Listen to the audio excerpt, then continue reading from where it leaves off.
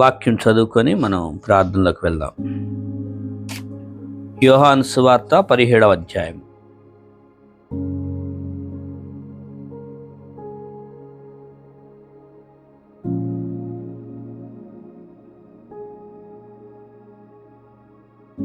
యోహాను సువార్త 17వ అధ్యాయంలో ఈ అధ్యాయంలో ఉన్న వచనాలన్నీ కూడా చాలా ఇంపార్టెంట్. ఇది యేసుక్రీస్తు వారు చేసిన ప్రార్థన.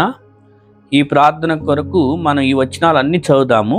ఒక వచనం నేను చదువుతా, ఒక వచనం మీరు చదవండి. ఈ అధ్యాయం అంతా కూడా చదువుదాము. చదివేటప్పుడు మీరు ఆలోచన చేయండి ఆ వచనాల్లో ఉన్న పదాలు అవంతా. ఓకే, జాన్ చాప్టర్ 17, యోహాను సువార్త 17వ అధ్యాయం. జాన్ చాప్టర్ 17, యోహాను సువార్త 17వ అధ్యాయం. ఒక వచనం నేను చదువుతాను, ఒక వచనం మీరు చదవండి. ఓకేనా? యేసు ఈ మాటలు చెప్పి ఆకాశం వైపు కన్నులెత్తి ఇట్లనెను, తండ్రి, నా గడియ వచ్చి ఉన్నది.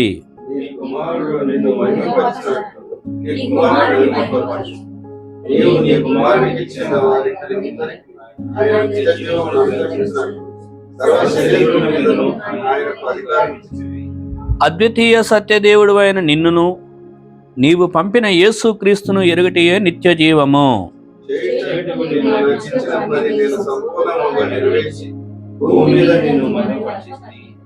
తండ్రి, లోకము పుట్టక మునుపు నీ యొద్ద నాకు ఏ మహిమ ఉండెనో ఆ మహిమతో నన్ను ఇప్పుడు నీ యొద్ద మహిమపరచుము.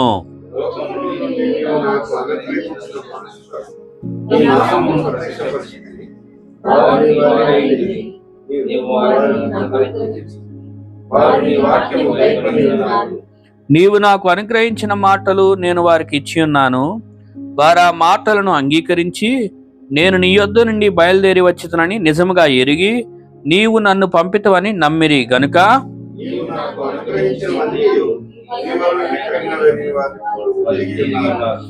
నేను వారి కొరకు ప్రార్థన చేయుచున్నాను. లోకము కొరకు ప్రార్థన చేయటలేదు. నీవు నాకు అనుగ్రహించిన వారు నీ వారైనందున వారి కొరకే ప్రార్థన చేయుచున్నాను.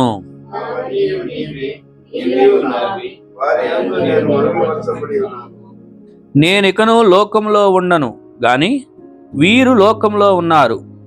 నేను నీ యొద్దకు వచ్చుచున్నాను. పరిశుద్ధుడైన తండ్రి, మనము ఏకమై ఉన్నలాగున వారును ఏకమై ఉండునట్లు నీవు నాకు అనుగ్రహించిన నీ నామమందు వారిని కాపాడుము.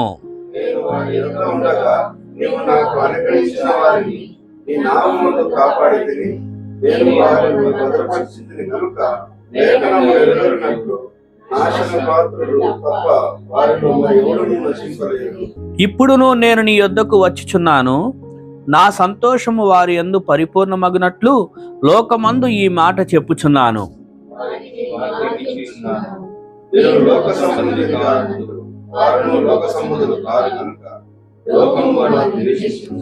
నీవు లోకంలో నుండి వారిని తీసుకొని పొమ్మని నేను ప్రార్థించటలేదు గాని దుష్టి నుండి వారిని కాపాడమని ప్రార్థించుచున్నాను.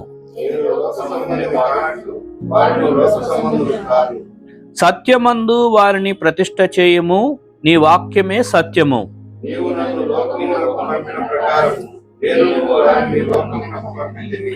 వారును సత్యమందు ప్రతిష్ఠ చేయబడినట్లు వారి కొరకై నన్ను ప్రతిష్ఠ చేసుకొనుచున్నాను.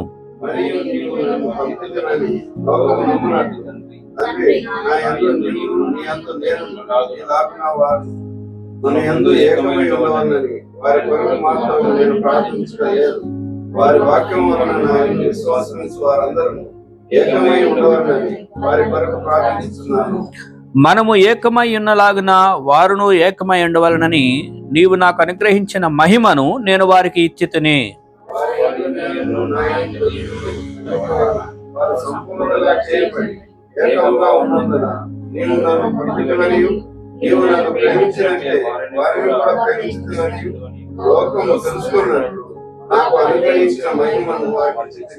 తండ్రి, నేను ఎక్కడ ఉందునో అక్కడ నీవు నాకు అనుగ్రహించిన వారును నాతో కూడా ఉండవలననియు నీవు నాకు అనుగ్రహించిన నా మహిమను వారు చూడవలననియు కోరుచున్నాను.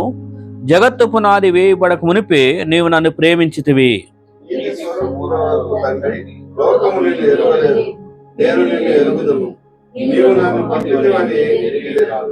26వ వచనం చివరిది కలిసి చదువుదాం.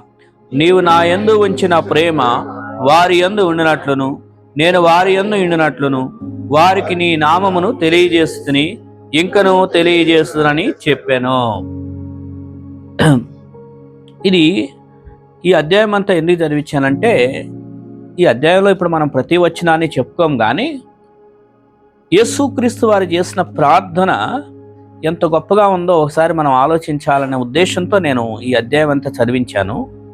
ఈ భూమి మీద ఉన్న కాలంలో యేసుక్రీస్తు వారు మనిషిగా ఈ భూమి మీదకి వచ్చినప్పుడు, మరి ఈ భూమి మీద ఆయన కొంతకాలం జీవించారు. యేసుక్రీస్తు వారు ఈ భూమి మీదకి వచ్చి మరి అనేకులకి సువార్త చెప్పారు, అనేకుల్ని స్వస్థపరిచారు, ఆ పరలోకపు తండ్రిని గురించిన అనేక విషయాలు బోధించారు, ప్రజలకి నీతి మార్గం ఏంటో తెలియజేశారు.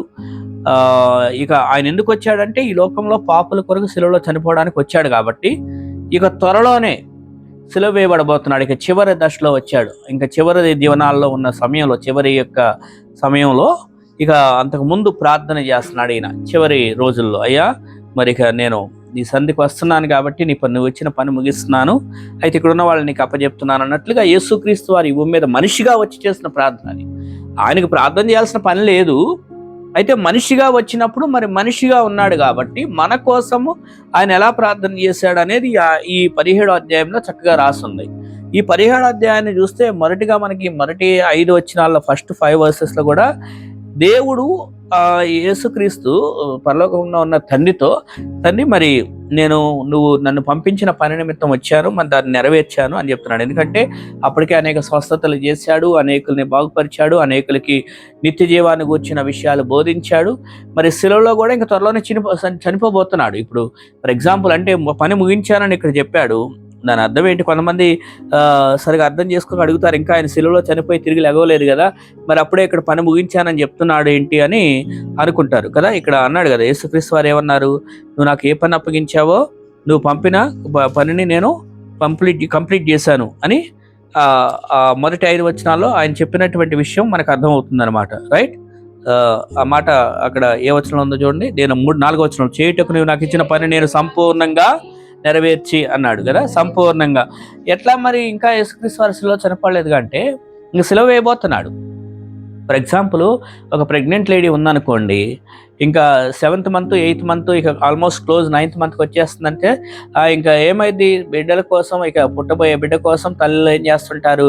ఏర్పాట్లు చేస్తూ ఉంటారు కదా, ఇంకా ఆల్మోస్ట్. కాబట్టి ఇక ఆ యొక్క వ్యూ పాయింట్ని అలా చూస్తారు, ఇంకా దినములు నిండిని అని ఏ సమయమైనా. అట్లాగా యేసుక్రీస్తు వారు కూడా పని ముగించానంటే అర్థం ఏంటంటే ఇప్పుడు సిలువ వేయబడబోతున్నాడు. ఆయన భవిష్యత్తును కూడా కాలాన్ని ముందుగానే చూసే దేవుడు, ఆయనకు అది ఉంది, ఆయన దేవుడు కాబట్టి. ఇక సిలువ వేయబడబోతున్నాడు, ఒకరోజు సమాధి చేయబడుతున్నాడు, మళ్ళీ సమాధిలో 3 రోజుల నుండి తిరిగి లేవబోతున్నాడు, లేచి పరలోకానికి ఒకరోజు మళ్ళీ భూమి మీద మళ్ళీ 40 రోజులుండి కనపడి మళ్ళీ పరలోకానికి వెళ్ళిపోబోతున్నాడు. అదన్నీ ఆయనకి ముందుగానే కాలంలో తెలుసు కాబట్టి ఆయన ముందుగానే సరే మరి నువ్వు వచ్చిన పని నువ్వు పంపించావు, చేశానని ఆ మహిమ ఏదైతే ఉందో మరి ఇంతకుముందు నీతో నేను పంచుకుంటూ ఉన్న మహిమ మళ్ళీ అది కావాలని ఆయన ప్రార్థన చేస్తున్నాడు, నన్ను మరి తిరిగి మళ్ళీ మహిమపరచమని. ఆయన మహిమను గురించి మొదటి 5 వచనాల్లో చెప్పారు. అలా ప్రార్థన చేశాడు. ఇక 6వ వచనం నుంచి దాదాపు 19వ వచనం దాకా చూస్తే ఆయన ఎవరి కోసం ప్రార్థన చేశాడంటే యేసుక్రీస్తు వారి దగ్గర ఉన్న శిష్యులు ఉన్నారు చూడండి, ఆ శిష్యుల కొరకు ప్రార్థన చేస్తున్నాడు. యేసుక్రీస్తు వారితో ఉన్న అపోస్తులుడు ఉన్నారు కదా, నేను వారి కొరకు ప్రార్థన చేస్తున్నాను, లోకం కొరకు కాదని చెప్పి 9వ వచనంలో ఉంది. ఆయన అంటాడు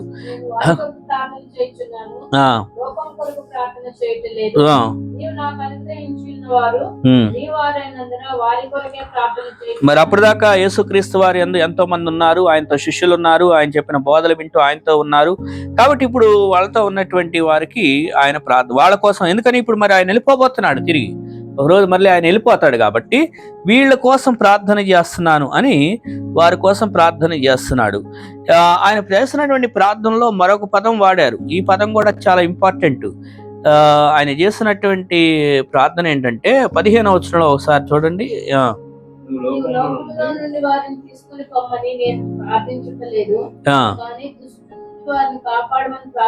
సో యేసుక్రీస్తు వారు ఇక్కడ శిష్యుల కొరకు ప్రార్థన చేస్తున్నటువంటి విషయాల్లో ఏంటంటే వారికి క్షేమం ఉండాలి అని. ఎందుకంటే దుష్టుడు సాతానుడు ఉన్నాడు కదా, మరి వాడి దగ్గర నుంచి చాలా అపాయాలు ఉన్నాయి ఇప్పుడు. అయితే వాళ్ళని లోకంలో నుంచి దూరంగా తీసుకెళ్ళిపోమని ప్రార్థన చేయట్లేదంట. ఎందుకని అంటే ఇంకా దేవుని నమ్మినటువంటి దేవుని శిష్యులు లోకంలోనే ఉండాలి. ఎందుకంటే పని చేయాల్సింది చాలా ఉంది శిష్యులు. ఎందుకంటే లోకంలో వీళ్ళు తర్వాత యేసుక్రీస్తు వారు వీళ్ళకి ఏమన్నారంటే మీరు సర్వలోకానికి వెళ్ళి సువార్తను ప్రకటించి అన్నాడు. మరి అలాంటప్పుడు ఈ శిష్యులు ఇంకా వెళ్ళాలి, అనేకులకి సువార్త చెప్పాలి, అనేకులకి నిత్య జీవానికి వచ్చిన ప్రకటన చేయాలి, అనేకుల్ని దేవునిలోకి నడిపించాలి కదా. అలా వాళ్ళు చేయాలి కదా. అందుకనే కదా ఆ రోజుల్లో ఆయన చెప్పాడు. ఎందుకంటే వాళ్ళు అందుకే లోకంలో నుంచి మనల్ని కూడా అందుకే లోకంలో ఎందుకు ఉంచాడు ఇంకా అంటే మనం చేయాల్సింది చాలా ఉంది.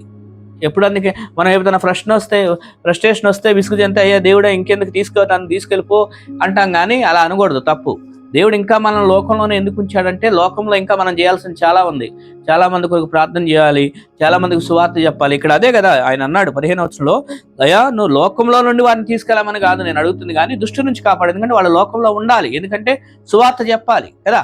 మరి అలాంటి అపోస్తులు యేసుతో ఉన్నారు, ఆ సువార్త ఏంటో నేర్చుకున్నారు, అర్థం చేసుకున్నారు, యేసుక్రీస్తు వారి యొక్క మరణ పునరుద్ధానములు అన్ని అర్థం చేసుకుని సాక్షులుగా ఉన్నారు. కాబట్టి ఆ శిష్యుల తర్వాత ఏం చేశారు, యేసుప్రభువు వారు వెళ్ళిపోయిన తర్వాత భూలోకంలోకి వెళ్ళి సువార్తను ప్రకటించారు. అలా మన దేశానికి కూడా వచ్చిన వాళ్ళలో ఇద్దరెవరు, థామస్, ఇంకొక ఆయన. థామస్ వచ్చేమో సేవలో ఉండి ఇక్కడే సేవ ఉండి ఆయనే చనిపోయాడు, ఇక్కడే చనిపోయాడు. అయితే విజిటర్గా వచ్చి కొంతకాలం ఉండి వెళ్ళిన వాళ్ళలో బర్తలోమాయి ఉన్నాడు అనమాట. యేసుక్రీస్తు వారితో ఉన్న 12 మంది శిష్యుల్లో థామస్ ఏమో ఇక్కడే మన దేశంలోనే చనిపోయాడు. ఆయన ఇక్కడ మన దేశానికి వచ్చి ఎంతో మందికి యేసుక్రీస్తు వారి సువార్త చెప్పి, యేసుక్రీస్తు వారి యొక్క మాటలు ఇక నిత్య జీవానికి వచ్చిన విషయాలు తెలియజేసి అసలు యేసుని పరిచయం చేశాడు ఈ దేశానికి.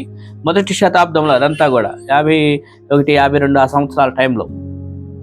అయితే తర్వాత అంటే అదే టైంలో దాదాపు 54-55 సంవత్సరంలో బర్తలోమాయి కూడా వచ్చాడు. బర్తలోమాయి వచ్చి ఈయనేమో ఇటు థామస్ ఏమో కేరళ కోస్టల్ ఏరియాకి వచ్చాడు. కేరళ కోస్టల్ ఏరియాలో మలబార్ అనే ప్రాంతము, ఆ ఏరియాలో సేవ చేసి తర్వాత చెన్నై వెళ్ళాడు, తమిళనాడు. అంటే కోస్టల్ ఏరియాస్లో ఎందుకంటే ఆ సముద్ర తీరం మంది అప్పట్లో వాడ ప్రయాణాలకి అనుకూలంగా ఉండేది కాబట్టి ఆ ఏరియాలకు వచ్చి వాళ్ళు అక్కడ సేవ చేశారు. ఆ తర్వాత చెన్నైకి వెళ్ళాడు, అపోస్తలుడైన తోమా అక్కడ కూడా సేవ చేశాడు. చివరికి చెన్నైలోనే చనిపోయారు కాబట్టి అందుకే ఇప్పటికీ కూడా అక్కడ చెన్నైలో మౌంట్ థామస్ అని వాళ్ళ పేరు పెట్టుకున్నారు. ఎందుకంటే ఆయన సమాధిని అక్కడ పెట్టి వాళ్ళు అట్లా చేస్తున్నారు. ఏదైనప్పుడు మనం ఇప్పుడు సమాధికి ఇంపార్టెంట్ కాదు, కానీ ఆ యేసుక్రీస్తు వారు అలనాడు వాళ్ళని మరి ఇంకా లోకంలో ఎందుకు ఉండనిమన్నాడంటే ఇదిగో మరి వచ్చి దేశాన్ని మార్చాలి కాబట్టి. అలాగే బర్తలోమాయి కూడా ఇండియాకు, ఆయన వేరే దేశాలకు కూడా వెళ్ళి సేవ చేసినట్లుగా ఇండియాకు కూడా వచ్చాడు. అయితే ఈయనేమో ఈ కర్ణాటక బోర్డర్కి వచ్చాడు. కర్ణాటక బోర్డర్కి వచ్చి బర్తలోమాయి విజిటర్గా వచ్చాడు, ఎక్కువ కాలం ఇక్కడ సేవ చేయలేదు. అయితే థామస్ మాత్రం ఇక్కడ ఎక్కువ కాలం సేవ చేసి ఇక్కడే చనిపోయాడు హతసాక్షిగా. కానీ బర్తలోమాయి ఒక విజిటర్గా వచ్చి కొంతకాలం, అంటే చాలా జాగ్రత్తగా ఆయన సేవ చేసి కొంతకాలం ఉండి విజిటర్గా ఉండి వెళ్ళిపోయాడు. అయితే థామస్కి తెలుసు, థామస్ని కలిశాడు, వీళ్ళంతా కూడా చక్కగా సేవ చేసి మళ్ళీ ఆయన కూడా మళ్ళీ వెళ్ళిపోయాడు. ఏదేమైనా మన దేశానికి 2 అపోస్తులు వచ్చారంటే మన భారతదేశం చాలా గొప్ప దేశం అని నేను అంటాను. అలాంటి యేసుతో తిరిగిన 2 అపోస్తులు వచ్చి మన దేశానికి సువార్త సేవ చేసి, ఒకళ్ళేమో ఇక్కడే హతసాక్షిగా చనిపోయాడు, ఇంకొక ఆయన కొంతకాలం ఉండి సేవ చేసి వెళ్ళాడు. ఇది గొప్ప విషయం. మరి యేసుక్రీస్తు వారు ఆనాడు వాళ్ళ కోసం అందుకే ప్రార్థన చేశాడు, అయ్యా లోకంలో నుండి తీసేయమని కాదు కానీ దుష్టు నుంచి కాపాడమని ప్రార్థన చేశాడు. అలాగా యేసుక్రీస్తు వారు తన అపోస్తలుల శిష్యుల కొరకు, ఆయన దగ్గర ఉన్న శిష్యులందరి కొరకు ప్రార్థన చేశాడు, వాళ్ళకి క్షేమం కొరకు. ఆ తర్వాత అలాగా 19వ వచనం దాకా. సో మొదటి 5 వచనాల్లోనేమో ఆయన మహిమను గురించి ప్రార్థన చేశాడు. తర్వాత 6వ వచనం నుంచి 19వ వచనం వరకు ఆయన యొక్క శిష్యుల యొక్క క్షేమాన్ని గురించి, వాళ్ళకున్న భద్రత కావాలని వాళ్ళ కోసం ప్రార్థన చేశాడు. వాళ్ళు కూడా పరిపూర్ణం అవ్వాలి, వారు కూడా అంతా ఉండాలి అని చెప్పి. అయితే ఇంకొక అంశం కూడా గుర్తుపెట్టుకోవాలి. అంటే యేసుక్రీస్తు వారు చేసినటువంటి ప్రార్థన ఇంకోటి ఏంటంటే, ఆయన చేసినటువంటి ప్రార్థనలో ఇక్కడ తర్వాత 20వ వచనం నుండి చూస్తే 3వ భాగం వచ్చేస్తాం మనకి. 3వ భాగం ఏంటంటే, ఇక తర్వాత ఎవరైతే యేసుక్రీస్తు వారిని నమ్మబోతున్నారో, యేసుక్రీస్తు వారిని తర్వాత ఎంతోమంది నమ్ముతారు కదా. అంటే ఈ రోజు మనం ఈ 2025లో ఉన్నాం, ఇప్పుడున్న మనల గురించి కూడా ఉద్దేశిస్తూ, అంటే ఆ రోజే అప్పుడే ప్రార్థన చేశాడు, నేను వారి కొరకు నమ్మబోయే వారందరూ కొరకు విశ్వసించే వారందరూ అని అన్నారు. మనం తర్వాత 20వ వచనం నుండి చూస్తే, నీవు నన్ను పంపితవని లోకము నమ్మునట్లు తండ్రి నా యందు నీవును నీ యందు నేనును ఉన్నలాగున వారును మన యందు ఏకమై ఉండవలనని వారి కొరకు మాత్రం నేను ప్రార్థించలేదు, వారి వాక్యము వలన. అంటే ఎవరైతే యేసుతో ఉన్న శిష్యులు ఉన్నారు కదా, అపోస్తలులు ఉన్నారు కదా, ఆ యేసుతో ఉన్న శిష్యులు అపోస్తలులు వెళ్ళి వాక్యం చెప్పడం ద్వారా వారి వాక్యం వలన నా యందు విశ్వాసం ఉంచి వారందరూ ఏకమై ఉండవాలని వారి కొరకు ప్రార్థన. ఈ పాయింట్ మీకు అర్థమైందా? తర్వాత 22 కూడా చదివి నేను ఎక్స్ప్లెయిన్ చేస్తా. మనము ఏకమై ఉన్నలాగున వారును ఏకమై ఉండవాలని నీవు నాకు అనుగ్రహించిన మహిమను నేను వారికి ఇచ్చితిని. ఈ పాయింట్ మీరు గమనించండి. దేవుడు మొదటి శతాబ్దంలోనే ఇంకా సిలువ వేయబడుతున్న ముందు ఈ ప్రార్థన చేశాడు. నాకు ఇక్కడున్న వారికి వరకే కాదు, వీరెళ్ళి ఎక్కడైతే సువార్తలు చెప్తారో, వీరి ద్వారా వాక్యం వింటారో, ఆ వాక్యం ఎవరైతే నమ్ముతారో వాళ్ళు కూడా నిత్యజీవం కలిగి ఉండాలని అప్పుడే ప్రార్థన చేస్తారు. ఆ లిస్టులో ఇప్పుడు అక్కడి నుండి చూసుకుంటే మొదటి శతాబ్దము అపోస్తలుడైన థామస్ మన దేశానికి వచ్చాడు. ఆ థామస్ కాలంలో ఉన్న వాళ్ళు ప్రభు నమ్ముకున్నారు. ఆ తర్వాత వాళ్ళకి సువార్త చెప్పారు. ఆ తర్వాత జనరేషన్ నెక్స్ట్ జనరేషన్ అలా అలా అలా అలా ఇప్పుడు మన తరం దాకా వచ్చింది సువార్త. ఇప్పుడు మనం నమ్ముకున్నాం. అంటే ఆనాడే యేసుక్రీస్తు వారు ప్రార్థన చేశారు. అలాగా ఆయన ఆ రోజే మనల్ని ఆయన మైండ్లో పెట్టుకున్నాడు. మన కోసం అప్పుడే ప్రార్థన చేశాడు. మనకి నిత్య జీవం రావాలని, మనం రక్షణ పొందాలని, రక్షణ పొందిన తర్వాత ఇక్కడ ఏమన్నా అంటే వారితో ఏకమై ఉండాలి అని. ఈ మాటలు 19, 20, 21, 22 వచనాల్లో, ఎస్పెషల్లీ 20, 21, 22లో నేను ఏకమై ఉన్నట్లుగా మనం ఏకమై ఉన్నలాగున వారును ఏకమై ఉండవాలని ఆ 22వ వచనంలో సారాంశం ఉంది. మనము ఏకమై ఉన్నలాగున వారును ఏకమై ఉండవాలని మాట, నీవు నాకు అనుగ్రహించిన మహిమను నేను ఒకరికి ఇచ్చితిని అన్నాడు. ఇది చూడండి, యేసుక్రీస్తు వారు నేను దేవుణ్ణి కదా, నా మహిమను ఎందుకు వీళ్ళకి ఇవ్వాలి వీళ్ళకి ఇవ్వాలి అని అనుకోలేదు. లేకపోతే తండ్రితో నాకున్న స్పెషల్ మహిమను వీళ్ళకి పంచుకోను, నేను ఓన్లీ తండ్రితోనే పంచుకుంటాను, వీళ్ళకి మాత్రం సెకండ్ కేటగిరీ వేరే యొక్క మహిమనివ్వు అని చెప్పట్లేదు. వేరే క్లాసు ఫస్ట్ అయితే ఏ మహిమను కలిగి ఉన్నా ఆ మహిమను ఇవ్వండి అంటున్నాడు. ఇప్పుడు లోకంలో మనం అర్థం చేసుకోవాలనుకో, ఇదే ఒకవేళ ఈ భాషను మనం అర్థం చేసుకుంటే ఎవరైనా ఇదిగో నువ్వు ఎదుగు, బాగా ఎదుగు అని వర్ధిస్తారు, కానీ నాకన్నా గొప్పగా ఎదుగని అంటారు ఎవరైనా? లేకపోతే నాతో సమానంగా ఎదుగని ఎవరైనా అంటారా? ఆ మాట అనేవాళ్ళు ఎవరు ఉండరు. నాలాగా ఇంకా ఎదగాలి నువ్వు అని ఎవరు అనరు. లేకపోతే నాకన్నా నువ్వు గొప్పగా ఎదుగని అనరు. నువ్వు ఎదుగు అంటారు, నువ్వు మంచిగుండి అంటారు, కానీ నువ్వు నాకన్నా గొప్పగా ఉండే మాత్రం నేను ఒప్పుకొని అంటారు ఎవరైనా చెప్పాలంటే.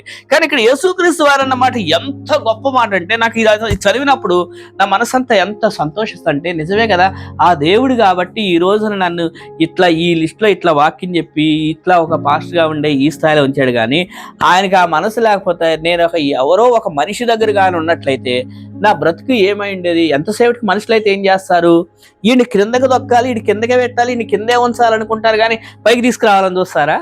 ఒక సామెత కూడా చెప్తారు, అన్ని దేశాలు వాళ్ళ క్రాబ్స్ ఉంటాయి కదా, ఈ క్రాబ్స్ అన్ని బాక్స్లో పెట్టి వాడలో, అంటే ఎండ్రగాబులు అంటాయి కదా మన క్రాబ్స్, పీతలు అంటారు, వాటిని చక్కగా బాక్స్లో పెట్టి మూతలు పెట్టి అన్ని వాడలో పంపిస్తూ ఉంటే ఒక బాక్స్కి మాత్రం మూత పెట్టలేదంట. ఆ బాక్స్ పేరు నేను చెప్పాలి, ఆ బాక్స్ పేరు కూడా ఒక బయటికి బానేవు, ఆ బాక్స్లోనే ఉంచుతి అని చెప్పారంట. ఇప్పుడు మనం ఆన్లైన్ ఇది వీడియోలో పెడతారు కదా, అప్లోడ్ చేస్తారు కాబట్టి నేను పేరు పెట్టలేదు, ఎందుకంటే కొద్దిగా జాగ్రత్తగా ఉండాలి, మళ్ళీ ఏది పడుతుంది.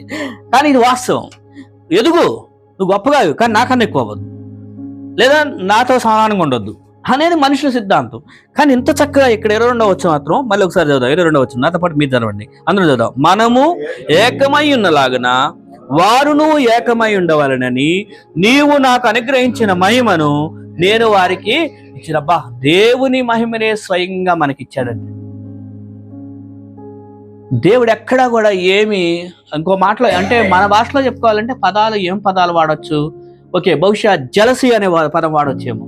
దేవుడు ఎక్కడ జలసిగా ఫీల్ అవ్వాలా, వీళ్ళేంటి నా మహిమను వీళ్ళు పంచుకోవడం ఏంటి, అలా ఫీల్ అవ్వాలా, నా మహిమను వీళ్ళకి కూడా ఇవ్వాలి అని ఆ రోజే తండ్రి దగ్గర ఎంత చక్కని ప్రార్థన చేస్తున్నాడండి దేవాతి దేవుడు. కాబట్టి మనం కూడా ఇది అర్థం చేసుకోవాలి. అరే, దేవుడే మనల్ని అందరినీ ఏకస్వరూపంగా చూస్తే మనల్ని అందరినీ ఒకటిగా కోరుకుంటున్నాడు కదా, మరి మనలో మనకి ఎందుకు ఈ తారతమ్యాలు, మనలో మనకి ఎందుకు యూనిటీ అనేది ఉండదు? సో ఈ 21, 22, 23 ఈ తర్వాత వచనాల్లో చూస్తే యూనిటీని గురించి, ఐక్యతను గురించి, అంటే సమాధానంగా ఐక్యగా ఉండటం, ప్రేమను గురించి ప్రార్థన చేశాడు అనమాట. అంటే విశ్వాసుల మధ్య ఆ ప్రేమ ఉండాలి. తండ్రి కుమారుల మధ్య ఏ విధంగా ప్రేమ ఉందో, పరలోకంలో ఉన్న తండ్రి కుమారుల మధ్య దేవుడు, తండ్రి అయిన దేవుడు కుమారుడైన దేవుడు, ఆ ప్రేమ ఎలా ఉందో అలాగే మన మధ్య కూడా ఆ ప్రేమ ఉండాలి. ఆ దేవుని ప్రేమ మనందరి మధ్య, విశ్వాసుల మధ్య ఉండాలి అనేది ఇక్కడ మనకి కొట్టి వచ్చే సారాంశం, ఆ కనపడే సారాంశం. కాబట్టి ఈ రాత్రి మన ప్రార్థన కూడా ఈ 15వ వచనాన్ని ఒకటి మెయిన్ తీసుకుందాం. 15వ వచనంలో యేసుక్రీస్తు వారు చేసిన ప్రార్థన ఏంటంటే, నీవు లోకంలో నుంచి వారిని, 15వ వచనంలో ఏమనుంది, నీవు లోకంలో నుంచి వారిని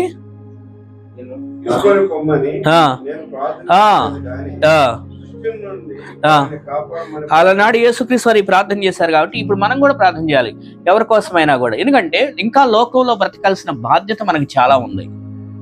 మనం ఇతరులకు సువార్త చెప్పాలి, ఇతరుల కొరకు ప్రార్థన చేయాలి, ఇతరులను ఆదరించాలి, ఇతరుని ప్రభువులో ప్రోత్సహించాలి. మనం ఇంకా చేయాల్సిన దేవుని రాజ్యం కొరకు చాలా ఉంది. మన దేవుని ప్రేమను ఇతరులకు చాటి చెప్పాలి. మరి క్రీస్తు రాయబారులంగా ఈ భూమి మీద ఎన్నో చేయాల్సినవి ఉన్నాయి కాబట్టి అందుకే ఈ భూమి మీద ఉంచాడు. లోకంలోనే ఎందుకు ఉంచాడు? ఇట్లా కాకపోతే ఒకవేళ వద్దు ఈ లోకంతో సంబంధం లేదనుకుంటే రక్షణ పొందిన వెంటనే మన పరలోకాన్ని తీసుకొని వెళ్ళిపోయి ఉండేవాడు. లేకపోతే మనుషులు ఎవ్వరూ లేని చోట ఎక్కడో కొండల్లో ఇల్లో ఏదో ఋషులు అంటారు చూడండి, ఏదో చెట్ల కింద ఎవరూ లేని ఒక ఐసోలేషన్ ఏరియాలో ఎక్కడో పర్వతాల మధ్య అట్లా పెట్టేవాడు. కానీ అలా పెట్టలా మనల్ని. ఇంకా కుటుంబాల మధ్య పెట్టాడు, ఇంకా సమాజంలోనే ఉంచాడు, ఇంకా మన యొక్క బంధువులు స్నేహితుల మధ్య ఉంచాడు. ఎందుకనంటే మనము కూడా మరి లోకంలో ఉండి దేవుని ఉద్దేశం నెరవేర్చబడాలని ప్రార్థన చేయాలని, దేవుని పని చేయాలని. కాబట్టి ఆ ప్రార్థన మనం చేద్దామయ్యా, నన్ను ఇంకా లోకంలో ఉంచుకుంటున్నావు కాబట్టి ఈ లోకంలో నేనుంటూ నీ కొరకు నేను ఉపయోగపడాలి, ఈ దుష్టు నుంచి నన్ను కాపాడుతూ నీ పని కొరకు నన్ను వాడుకొని ప్రార్థన చేద్దాం. అలాగే ఇంకెవరైతే మన వాళ్ళు ఉన్నారో వాళ్ళు కూడా అయ్యా వాళ్ళని కూడా ఈ లోకంలో వారిని నీ కొరకు వాడుకొని ప్రార్థన చేద్దాం. అది ఒక కోణం అయితే, రెండో కోణం ఏంటంటే ఎవరినైనా మనతో పాటు ఐక్యతగా మనలాగా ఆత్మీయంగా ఎదగాలి, ఇంకా మనకంటే గొప్పగా ఎదగాలి అని వారి కొరకు ప్రార్థన చేద్దాం. వాళ్ళు అయ్యా మరి నేను నీ వాక్యం నేర్చుకున్నా, మరి వాళ్ళు కూడా వాక్యం నేర్చుకోవాలి. అయ్యా మరి నేను నీ విశ్వాసంలో నేను ఇంత ఎదిగాను, వాళ్ళు కూడా నీలో విశ్వాసంలో ఎదగాలి. వారు కూడా ప్రార్థనలు నీ యందు విశ్వాసం, భయపడకూడదు. ఏదైనా కష్టాలు వస్తే సవాళ్ళు ఎదుర్కోవడానికి ధైర్యం దయచేయి. వారికి కూడా అటువంటి మెచ్యూరిటీ లెవెల్స్లో వాళ్ళని పెంచు ప్రభా అని ఇలాంటి ప్రార్థనలు చేద్దాం. కానీ ఎటువంటి వేరే ఏమంటే వాళ్ళు నాలాగా ఎదగకూడదు, తక్కువే ఉండాలనేటువంటి మైండ్ సెట్ కాకుండా ఐక్యత. ఇంకా ఎఫెసీ 4వ అధ్యాయంలో ఉంటుంది అనమాట. ఇప్పుడు ఆ వచనాలను వెళ్ళంగానే ఐక్యతను కాపాడుకుంటే అందు శ్రద్ధ కలిగి ఉండేటని ఉంటుంది. కాబట్టి ఐక్యత కొరకు సంఘ బిడ్డల మధ్య ఐక్యత, భార్యాభర్తల మధ్య ఐక్యత, ఇంట్లో అన్నదమ్ముల అక్క చెల్లెల మధ్య ఐక్యత, ఇలాగా మనం ఎక్కడైతే కొలీగ్స్ మధ్య, ఉద్యోగ స్థలాల్లో ఐక్యత, ఇలాగ ఐక్యత కొరకు ప్రార్థన. ఎస్పెషలీ ఇది దేవుని బిడ్డల విషయం, విశ్వాసాల కొరకు ప్రార్థన చేస్తున్నాం కాబట్టి సంఘ బిడ్డల మధ్య ఐక్యత, కుటుంబాలు, దేవుని పిల్లల ఈ రోజుల్లో భార్య ఒకటంటే భర్త ఒకటని, పిల్లలు ఒకటని, ఇంకా అసలు ఐక్యత లేకుండా సాతానుడు చక్కగా ఏ మొక్కకు ఆ మొక్క చీలుస్తున్నాడు, చీల్చి చెండాడుతున్నాడు కుటుంబాలని. అలా అవ్వకూడదు. సహోదరుల ఐక్యత కలిగి నివసించట ఎంత మేలు, ఎంత మనోహరం అని ఉంటుంది. ఇక ఆ అధ్యాయం అంతా చదువుతుంటే 133వ కీర్తన ఎంత అద్భుతంగా ఉంటుందో. ఏదేమైనప్పటికీ ఐక్యత కొరకు మనం ప్రార్థన చేద్దాం. ఇతరులు కూడా మనకంటే ఇంకా గొప్పగా ఆత్మీయంగా ఎదగాలని ప్రార్థన చేద్దాం. మనం లోకంలో జీవిస్తూ దేవుని కొరకు జీవించాలని ప్రార్థన చేద్దాం. అటువంటి దేవుని శక్తి కావాలని, ఇతరులు కూడా దేవుని శక్తి కొరకు జీవించాలని ప్రార్థన చేద్దాం. అటువంటి ప్రార్థనలు చేయనట్లుగా దేవుడు తన కృపను మనకు దయచేయునుగాక. ఆమేన్.